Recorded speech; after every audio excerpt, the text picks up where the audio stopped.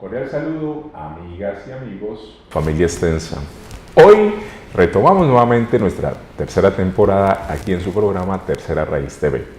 Sin embargo, como cada programa, traemos un invitado o una invitada para conversar acerca de diferentes temas. Sin embargo, en esta oportunidad traemos un invitado muy joven, se considera afrodiaspórico, filósofo, pero además de eso, investigador. Sin embargo, antes de compartirles cuál es nuestro invitado, voy a traer una cita de una persona que nos dejó mucho precisamente para la vida. Y dice lo siguiente: triste época la nuestra, es más fácil desintegrar un átomo que un prejuicio. Albert Einstein. Y bueno, para hablar acerca de la filosofía afrodiaspórica, de lo que pasa en el Valle del Cauca y en el país, pues le damos la bienvenida a Kevin Olmos. Kevin, bienvenido a Tercera Raíz. ¿Qué tal? Mucho H. Un placer estar aquí, muy contento de compartir este espacio que lo considero de resistencia, de divulgación, y en el cual tenemos la posibilidad de poner de manifiesto nuestras opiniones, nuestras investigaciones en torno al particular de la afrodiáspora, que no es oculto para todo el mundo el hecho de que se ha sido borrado, ha sido escrita por plumas ajenas, por los vencedores entre comillas, y por tanto no ha habido espacio hasta hace muy poco y hasta el siglo pasado, con algunos de nuestros más grandes intelectuales, no había ninguna posibilidad de poner de manifiesto lo que pensamos y lo que se ha venido escribiendo en nuestro territorio, y estoy muy feliz de estar aquí. Muchas gracias, pero bueno, antes de continuar, los invito para que, primero que todo, brindemos, mi estimado Kevin, y especialmente desearte muchos éxitos en tu labor, en tu quehacer y especialmente para la vida. Muchísimas gracias. Y Bocheche. Qué bien. Y además de eso tenemos también una cortesía de IFA La Familia, que gracias a ellos pues tenemos en esta mesa un buen paladar, un buen menú, exquisito y nutritivo, pero también, Kevin y televidentes, recordarles que nace una marca poderosísima para el cuidado del cabello, y es Yequenia Champú Artesanal.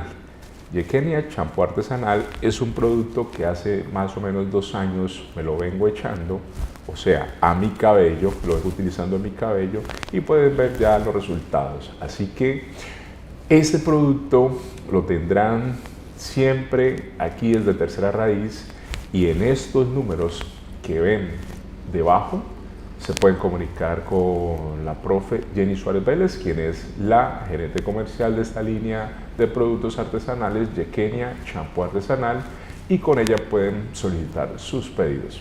Así que, mi estimado Kevin, pues bienvenido, hermano, y como dice la canción, hágale pues. Entrémosle. Kevin, pregunta: ¿por qué decides estudiar filosofía y especialmente cómo te adentras precisamente en la búsqueda de lo afrodiaspórico, no solamente en Colombia, sino en cuanto a lo internacional, pero a su vez, dentro de esa discriminación que has sufrido, tú te reconoces como un hombre afro? Sí, indudablemente me reconozco como un joven afrodescendiente. Pues hay algo particular, y es que yo básicamente soy el más clarito de mi familia, por mi padre biológico. Pero siempre me sentía afrodescendiente, no solamente por mi familia, sino por mi cultura, mi creencia, lo que me legaron, lo que soy, cómo crecí, cómo viví. A la filosofía llegué por casualidad, puesto que estudié en un colegio rural de Jamundí, en San Isidro. Nací en Jamundí, pero me crié entre Jamundí y el Cauca. Sí. Entonces yo empecé a estudiar filosofía en la Universidad del Atlántico, realmente en Barranquilla. Como cualquier joven o cualquier persona que entra a estudiar, lo que en primer semestre te dicen que estudias, filosofía antigua, filosofía medieval, todo lo que ya sabemos de lo occidental. Ya, entendido. Así me adentré a la filosofía porque no fui bueno en el colegio realmente con las matemáticas ni con la física y me creía un completo ignorante para las lenguas, para el inglés una persona bruta me creía yo.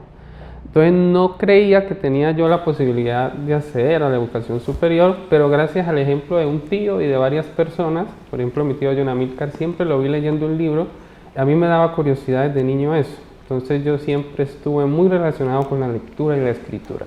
Por eso llegué a la filosofía. Ya el despreciar de mi conciencia étnica, como lo denomina William Mina Aragón, ya se da a través... Gran académico, ¿no? Claro, un maestro y de quien me considero discípulo, un lector asiduo de su obra. Ya esa conciencia étnica yo la empecé a despertar por medio de la gastronomía y por medio de volver a la tierra que me vio nacer. Yo me encontraba en Chile junto a la persona que hoy es mi esposa, Camelia Romero, y decidimos devolvernos a terminar la universidad acá, en la Universidad del Valle. Yo venía occidentalizado, mi tesis de grado iba a ser la Sociedad del Espectáculo de Guy Debord, pero cuando llegué acá de nuevo a la tierra que me vio nacer, como escribiera la poeta María Elena Walsh, uno siempre vuelve a los viejos sitios donde amó la vida, y yo amé la vida en mi Cauca, en mi valle. Me encontré con una asociación, la Asociación Cultural Casa del Niño, y desde ahí empecé a conocer a ciertos maestros de la afrodiáspora que me devolvieron una conciencia de orgullo. Primeramente había que sentir orgullo, Sí. quitarnos la carimba mental más allá de la que nos quemó la piel, puesto que yo, por ejemplo, sufrí mucho bullying de pequeño. Mis primos me molestaban mucho la vida porque decían que mi abuela era bruja, porque se suponía leía el tabaco. Entonces eso para mí incluso me causó miedo y un poco de repudio hacia mi abuela. Entonces imagínate lo que yo tenía en la cabeza. La connotación. La connotación. Pero cuando conocí a William Mina Aragón, al señor Ari Aragón, al maestro Carlos Alberto Velasco, al maestro... Buen docente y además de eso un artista innato que hace un trabajo muy poderoso en el norte del Cauca. Sí, los violines caucanos, se lo debemos al maestro. Al escritor Fernando Maclanil. Maclanil, otro grande, anda por la Ciudad de México. Exactamente. Una persona muy laureada, pero que injustamente ha sido pues, desconocida entre los grandes literatos de Colombia, pero su obra ha sido maravillosa. Hay un libro, uno de sus últimos, que se llama El Quijote. El Quijote de la Vieja, que está basado en la vida de William Mina y en el señor Gustavo de Ruz, que fue para Villarrica una luz.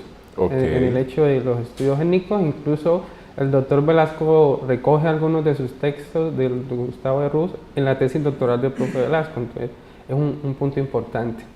Entonces cuando conozco a William Mina, me empiezo a introducir a un mundo que era el mío realmente desde niño, pero siempre yo lo desconocí por imposición.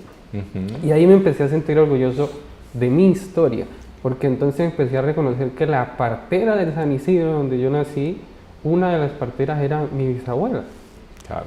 Entonces empiezo a entender el mundo y conozco algunos conceptos a través de William, como lo es el libro de Jahan Jan sobre el Muntú, a Placid Tempels, empiezo a conocer a Sheikh Anta Diop, empiezo a conocer a Amadou Ampateba, a Joseph Kizerbo, y me empiezo a introducir a un mundo impresionante del África que yo realmente no conocía.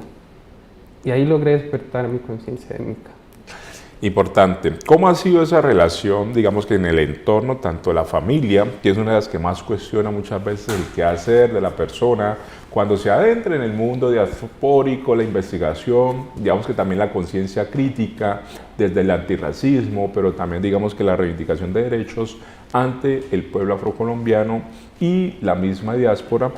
Y en ese orden de ideas, Kevin, ¿cómo es la relación con tu esposa y especialmente con la vida? La relación con mi esposa es espectacular. Realmente tengo... Es una mujer mestiza, ¿no? Maravillosa, blanca, mestiza. Pero ella también es filósofa. Entonces ella también es una intelectual. Y aunque no camina en las mismas sendas afrodiaspóricas que yo, ella es una intelectual que piensa descolonizadamente. Es decir, piensa, como lo diría Vasconcelos, hacia el futuro en una raza cósmica. Todos somos humanidad, independientemente de cualquier origen que tengamos, todos somos humanidad. Y por eso mi esposa me apoya, nunca me pone un escollo. Ok, eso es importante. Digamos que en esa misma dimensión, ¿por qué consideras tú, o bueno, considerabas que era necesario que Kevin Olmos estuviese en Tercera Raíz TV? Porque yo soy un joven de palabra, de voz, me gusta hablar.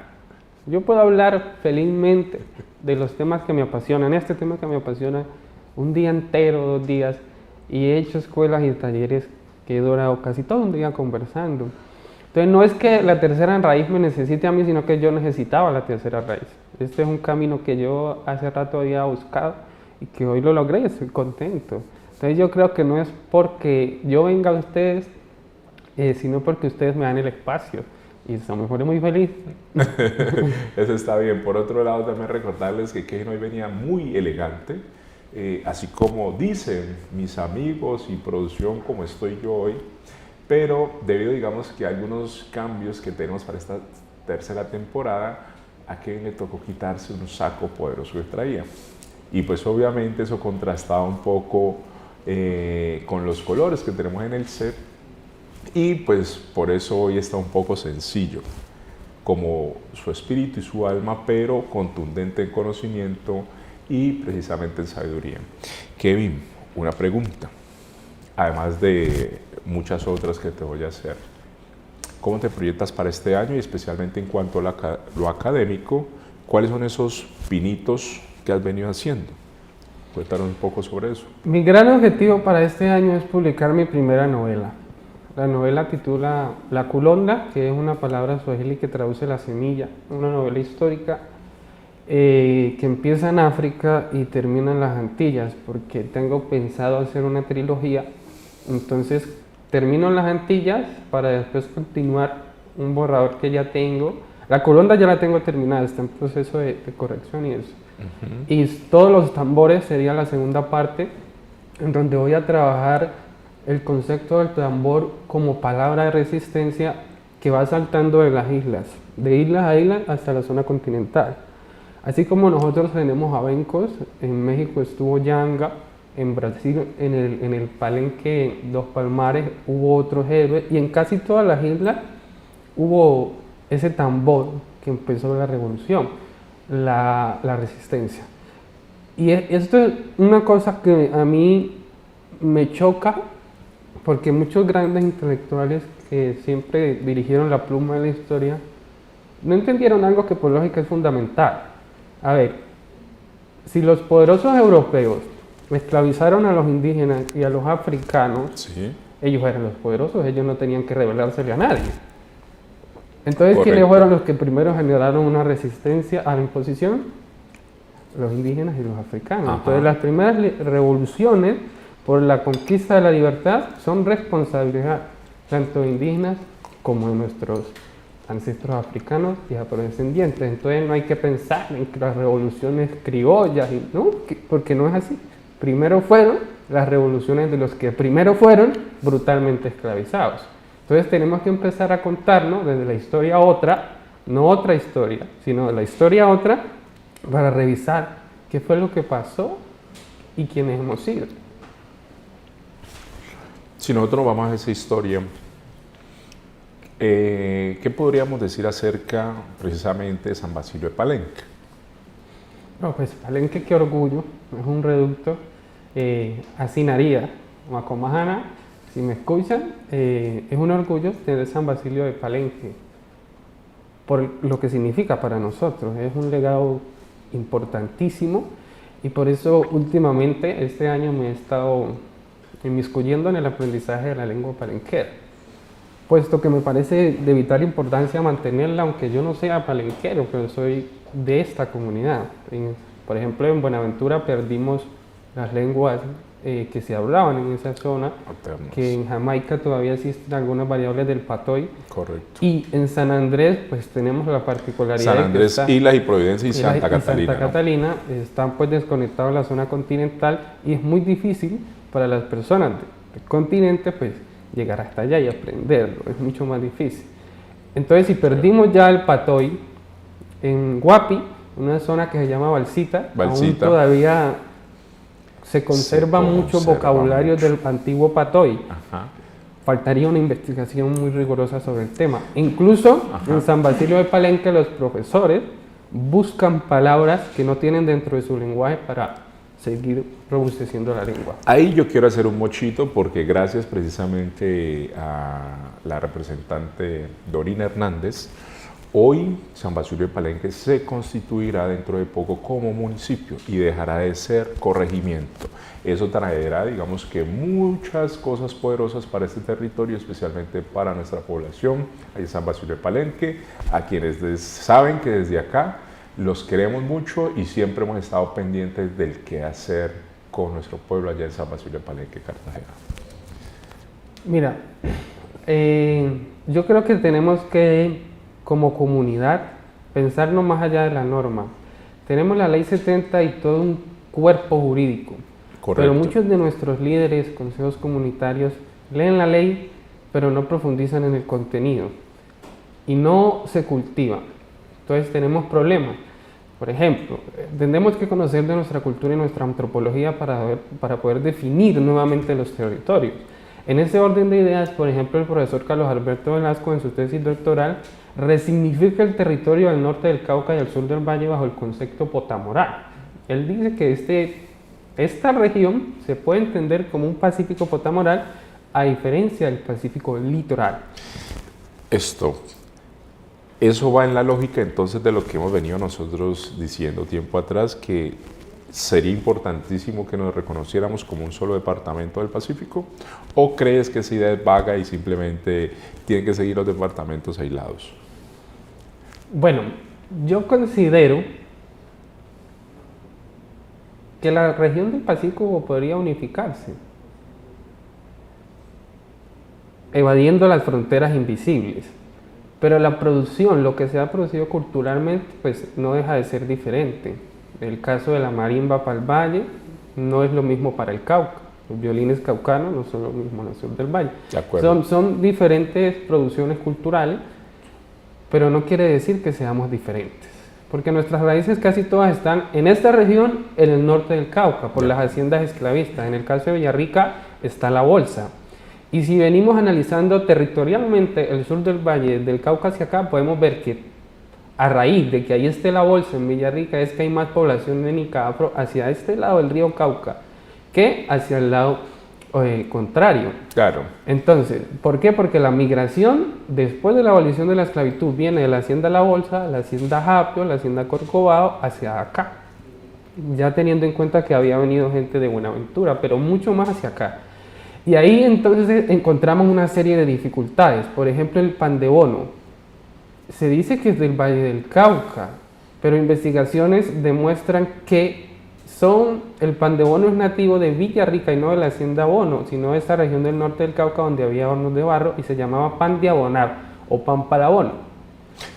En ese entonces también recuerdo mucho un algo para comer parecido a la cuca, la panocha caliente, hecha con puro maíz. Exacto. Y en horno artesanal. Exacto, entonces habría que volver a revisar qué es lo que ha pasado ahí para entender qué son los procesos migratorios los que han interactuado culturalmente entre regiones para generar todo lo que tenemos ahora y no desconocer una región. Mira que estamos muy pegados al norte del Cauca y básicamente el norte del Cauca ante el sur del valle está pues en pañales y no porque no lo merezca. Claro. Mira, el Paso de la Bolsa, que es una comunidad que está ahí en el río Cauca, en el puente Guillermo León Valencia, se llama así. Lo que divide precisamente Jamundí con Exacto. Santander. Exacto. El Paso de la Bolsa se llama así porque ese era el paso para la gente de la Bolsa. La Bolsa se llamaba lo que hoy es Villarrica, porque está la hacienda. Entonces era el paso hacia el territorio de la hacienda y hacia donde se abastecían muchos jamundeños y de esta zona, porque sí era una tierra rica. Tenían plátano, había cacao, había comida a cutuplén. Pero hoy no, porque el monocultivo y el monopolio de la industria de la caña pues ha relegado a los campesinos. Pero sí era una tierra rica. Los ha saqueado, pero también los ha aislado. Los ha aislado. Una tierra rica en mucho, especialmente también en mitos. Mira que hay un mito muy lindo que es que acá llovía pescado cuando llovía. Pero esto tiene que ver con la forma en que nuestra cultura interactúa con la naturaleza. El Muntú, como filosofía, es algo de que el África le lega a la humanidad, dice William Minard. Sí. El Muntú se lega al mundo a través de la diáspora. ¿Y qué es el Muntú sino una filosofía de la coexistencia? Más allá de lo físico a lo espiritual. Y miremos esta particularidad. ¿Por qué llovía pescado? Resulta que cuando llovía fuerte, había muchos caños y pequeños riachuelos. Estos se salían, inundaban las calles y al bajar el agua quedaban pequeñas charcas con diferentes tipos de peces o sardinas.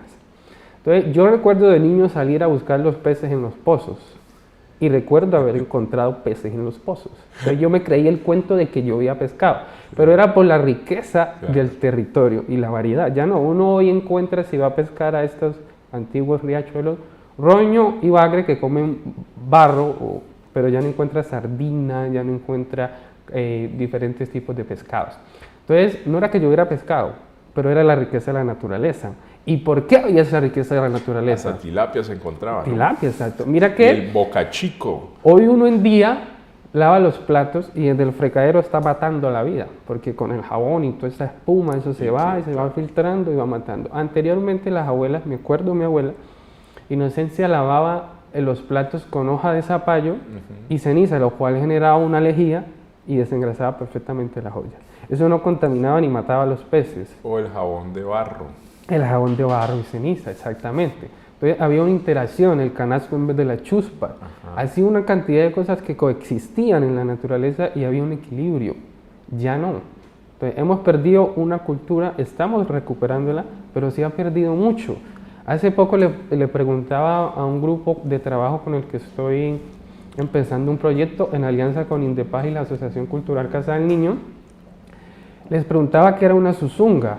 La zuzunga. Entonces muchos chicos y adultos mayores que estaban ahí, adultos mayores, habían perdido esa memoria, pero cuando se las mostré y les dije, esta es la zuzunga, es decir, un tutum o un zumbo seco que se agujereaba y se utilizaba como colador. Entonces, cuando lo vieron, volvieron a esa memoria, una niñez espectacular, en donde interactuábamos con la naturaleza y vivíamos súper bien a través de una cantidad de mitos. Entonces, ¿llovía pescado? Podría decirse que sí. Hoy ya no llueve pescado y eso se relaciona con nuestra cultura. La verdad que sí, pero también digamos que con esas formas de ir acabando el ambiente y la fauna. Por otro lado, Kevin, para ir cerrando, porque muchas veces uno se sienta y va conversando y el tiempo vuela. Sí. Y pues obviamente también hay otros invitados que pasarán por Tercera Raíz que más adelante ustedes los conocerán. Mi estimado Kevin, en ese sentido entonces, como proyección, ¿qué viene para Kevin? Además de ser también un artesano, escultor. ¿Qué viene? Bueno, aparte de la novela, pues yo soy cocinero ancestral y soy escultor. Recuerden que dije que había entrado al mundo de la afrodiáspora a través de la gastronomía. Pero también soy escultor y entonces tengo un proyecto muy lindo, pues que lo conozco así, que quisiera construir una escultura fusionando dos técnicas. Una son los túneles infinitos que se hacen reflejando dos espejos en una estructura cóncava, eso se hizo en Europa, por Martin Grecke, un europeo. Entonces yo hago bustos en piedra de cemento. Entonces mi idea es elaborar alrededor de unos 50 bustos de diferentes tipos de etnias africanas y construir esta estructura cóncava, generar el túnel infinito y sobre el paramento, la estructura del túnel, colgar los rostros africanos. Estos se van a multiplicar por efectos del espejo infinitamente, lo cual va a representar la infinita diáspora. Y digo infinita diáspora porque no es una, no fue una diáspora, fueron muchas diásporas. Por ejemplo, Yuri Carney habla de la diáspora botánica, o sea, una diáspora de las plantas, del arroz, del café. Hay otras personas que hablan de una diáspora sonora, una diáspora de lo humano, una diáspora de la espiritualidad. Entonces hablamos de una diáspora. Y así mismo yo quiero representar como artista artesano esa diáspora en esta obra. Muy bien. Pues Kevin, prueba porque no has probado este delicioso y exquisito menú que nos ha invitado hoy IFA a la familia. Y pues importante también, Kevin, ¿eres casado? Felizmente. ¿Hace cuánto tiempo te casaste y a qué edad? Recordemos también que eres muy joven. Mi esposa es barranquillera. Hace 5 años nos unimos, casamos. Y aquí seguimos. Mira que pasó algo muy bonito y creo que es algo que me relaciona con Manuel, pero no hacia el norte, sino hacia el sur, con Manuel Zapato Olivella. Yo también soy un vagabundo en el sentido peripético. Me gusta caminar.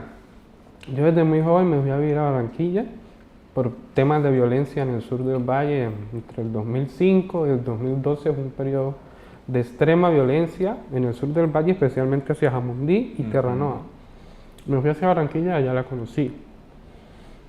Y con ella, mi alma gemela, empezamos a caminar. Yo creo que uno solo llega lejos, pero acompañado llega un poco más lejos. Claro.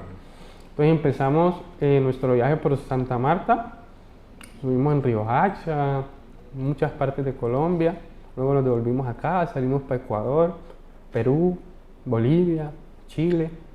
Entonces, Toda la zona andina. Exacto. Exactamente. Y me pasó algo curioso, fue que en Perú conocí un peruano de apellido Biafra.